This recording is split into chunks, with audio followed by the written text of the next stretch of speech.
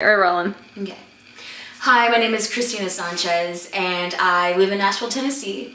And I am nominating Amy Chenoweth, who just so happens to be my roommate, because I have so many stories to share about her, giving you the reasons why she's the worst cook in America, the world, ever. No, I'm just kidding, not ever in life. That's really harsh. Let's see, why this person is the worst cook in America. Well, let me just go ahead and tell you stories.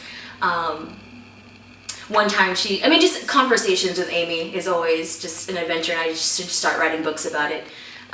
She already has a hashtag things Amy says. So here's some stories. Let's see.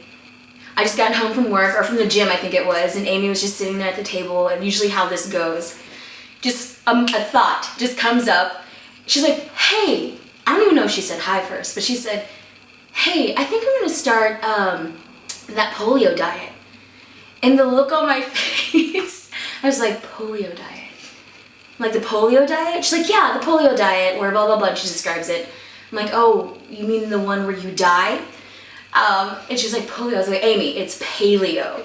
And she's like, oh, paleo, yeah, that's it, that's the one. So it was just hysterical because she just said polio the entire time without even phasing her that it's actually paleo. We had a good laugh about it. And she's like, well, I've been saying polio the whole time and no one has said anything to me. I was like, well, who are you telling? And it was just amongst her other friends who I guess assumed it was polio, or they weren't listening. Either way, it's one of those two. That's one story. Another story is she texted me one time. She wasn't cooking. Someone was over at our house cooking with her, and she texts me. She goes, Christina, do we have a cutting board? And I texted back and said, Amy, have you ever been in our kitchen? Because we have like 7 of them. So that was really funny because I don't even know if she knows what one looks like. I'm pretty sure she does. But maybe I had to describe it to her a little bit, like exactly where it was. So I hope she found it. I don't know if she ever found it. No clue. Don't even know if they even ate dinner or cooked. Who knows if they ever made it that far? Who knows? Okay, so another story is we were grocery shopping. Even that in itself, time out before I talk about this story. Before Annie moved in, she talked about she went grocery shopping. We're like, oh, where do you grocery shop? She was like, oh, Walgreens.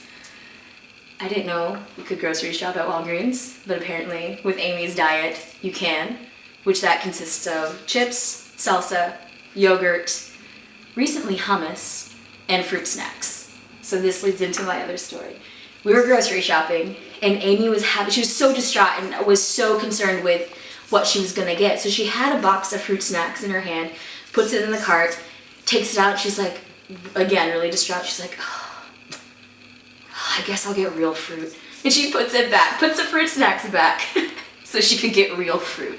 And it was something very, very, very concerning because real fruit versus fruit snacks, like she substitutes that with the other, so that was really funny.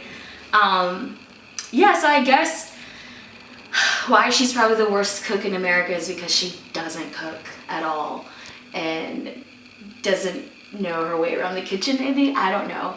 She did say one time that, and she said, maybe if I had a cute apron, high heels, and a martini, then maybe I'll be more inclined to cook, or maybe want to cook. I guess just even that costume would automatically make her the best cook in America, but no, not at all. So that's Amy Chenoweth for you, and if you need any more stories, I have plenty more. I'm starting to write a book now, so this is why I'm nominating Amy Chenoweth for this, the worst cook in America.